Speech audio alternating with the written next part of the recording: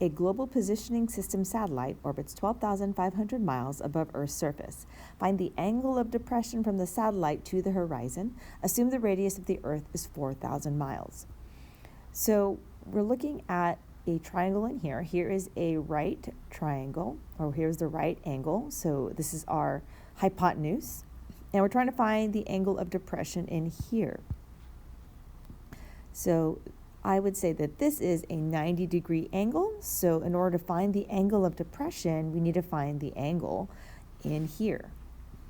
So what we could use then, we could call that our theta.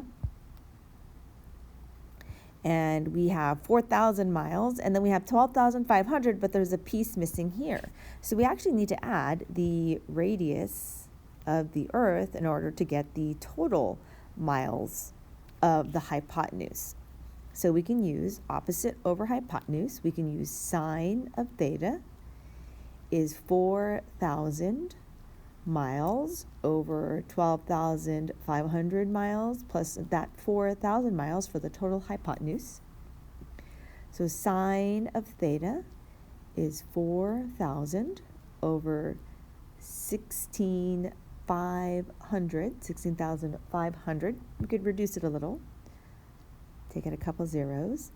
So we're going to find theta is the inverse sine of 40 over 165. So that'll help us get the angle in here, but we really want the angle of depression.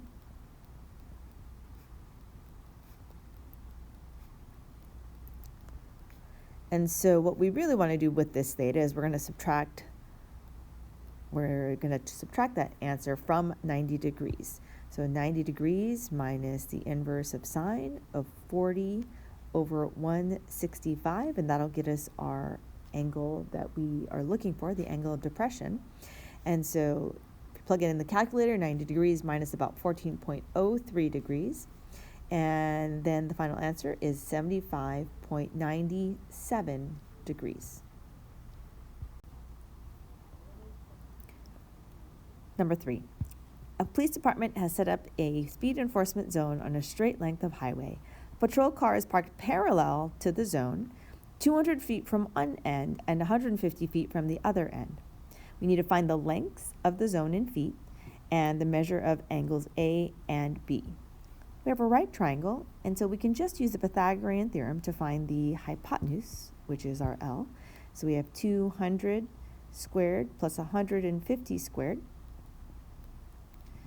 equals L squared, or we can just square root that.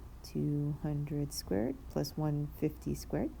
If you plug it in your calculator, you will get 250 feet. Now to find measures of angle A and B. We have to use a little bit of geometry here. And remember that the patrol car is parallel to the length of highway. And you can also see that we have this line drawn through it. So we can say that these are parallel lines cut by a transversal, which means that our alternate interior angles are congruent. That means A is here.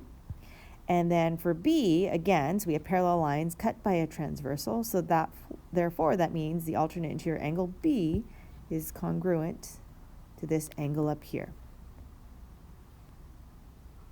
To find angle A, then we can use opposite over adjacent. So we can say tangent of A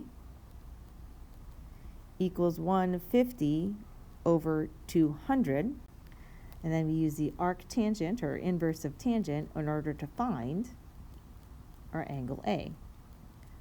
So if you plug that into a calculator, A is approximately 36.87 degrees. Now to find B, you could use opposite over adjacent again, or just remember that A plus B must equal 90 since we have a right angle in here, 90 degrees. So we can just do 90 degrees minus 36.87 degrees to find our B. So B is approximately 53.13 degrees.